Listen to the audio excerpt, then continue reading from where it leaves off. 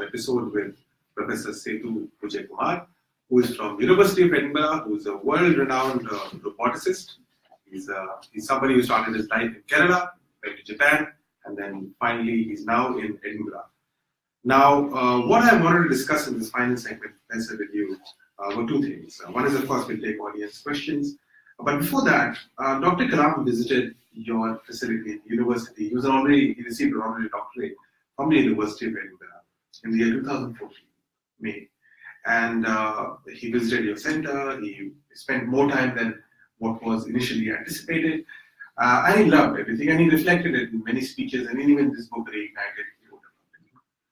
I wanted to know from you, while Dr. Kalam, learned a lot in your center, and he actively experimented. He became the specimen where you could put the hand, the movement replicating robot.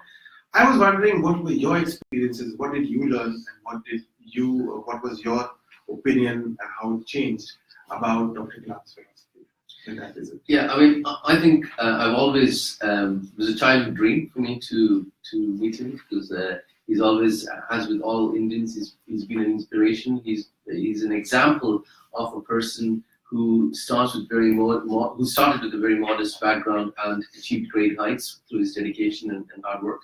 And I think he's a very, very strong example of a person with a very focused, single-minded vision, and somebody who works tirelessly to achieve that. And this is reflected throughout his career, all the way from leading India's space program to the missile program to during his presidency. So I think I obviously had read his books, and I was really excited to know that he would be visiting. My reflections on his visit are that he was amazingly soft-spoken. So he was. You would expect somebody who's had that kind of career and that kind of recognition to really, be, I would say, it's hard to put those in words, but less simple, I would say. But he was an amazingly simple person, and he was very genuinely interested in some of the things we were talking about. I've dealt with many celebrities and politicians, and many of them would come there just because they wanted a photo op, or they want to. Many of them are not genuinely interested in your work. On the other hand, he seemed genuinely interested in understanding the nitty-gritty of some of the elements of the work. He asked, as I said, some very, very poignant questions. He tried to relate some of the work to things that he had done with for example, the Jaipur foot and I still remember his questions about using the sort of titanium, the technology from the Adagni missile to then use it in a lightweight prosthetic for the polio patients, for example. So that was very inspirational for me, because that is a way of thinking about how you can think about a core problem, solve it, at the same time think about offshoot technologies that come out of it for use in other areas, for other domains. So it's very interesting, because in fact, as some time after that, at that point I was working on variable impedance technologies that have the ability to modulate stiffness and damping for safe robot operations, and you saw that in the blue arm that we operated. So after that visit, I really tried to think about ways in which some of those technologies can be applied to other domains. And funnily enough, we did a project which took the same variable impedance technologies, so modulating the stiffness, and applied it to the area of renewable wave tidal energy.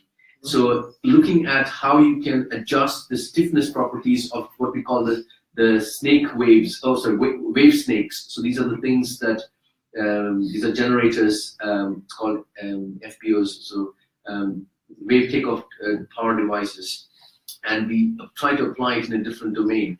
So that, in that sense, it was quite inspirational to talk to him, and his vision about trying to take core technologies and look at other domains where it can be applied. The other thing that I still have a very vivid memory of is always at the end of a little segment, he would ask, so what is your mission? I'm sure you remember that as well, right? So he would ask, so what is your mission? So initially I was a bit taken aback. So I said, no, I don't have any mission. So because so he would always ask the question, so what is the mission? So, and I think what he meant by that, and I kind of, towards the end I got it, was that what is your long-term view of taking, so you're solving a small problem and you're focusing on that right now, but do you have a bigger vision about taking this to either apply to other domains or thinking about it from a bigger perspective? It could be at the level of the center, it could be at the level of a project, but I think it's a good idea to step back after you've done a lot of work and got some results, to step back and think about, why did I start this, and what is the reason? So those are two things that really come to my mind. Absolutely. Thinking big. They always said that small aim is a crime.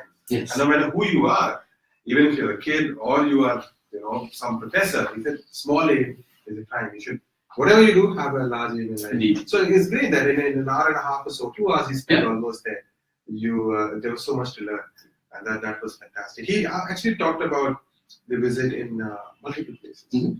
He talked about you personally, and he talked about your story, the whole education journey. Mm-hmm. And I remember you showed him a portrait, a painting kind of a thing, where as soon as we entered the office, it was like a complex diagram of some sort. And that's how he got immediately interested in that, because he started asking questions on that. So those were the Turing prints, actually. Yes. So this was we've got a room called the Turing room. That's where we host our dignitaries as a first point of meeting, and it's the Turing prints. And so those were prints, and that was. It was a Palozzi print. It was an artist called Eduardo Palozzi who was both a sculptor and a painter, and he had some particular affinity to Edinburgh, and so he painted some of these things. So we have some of the sculptures in Palozzi sculptures in Edinburgh's informatics building. But those Turing prints, what you mentioned about, is a very interesting one, because it actually starts by looking at, so it looked at geometric figures and how organization happens.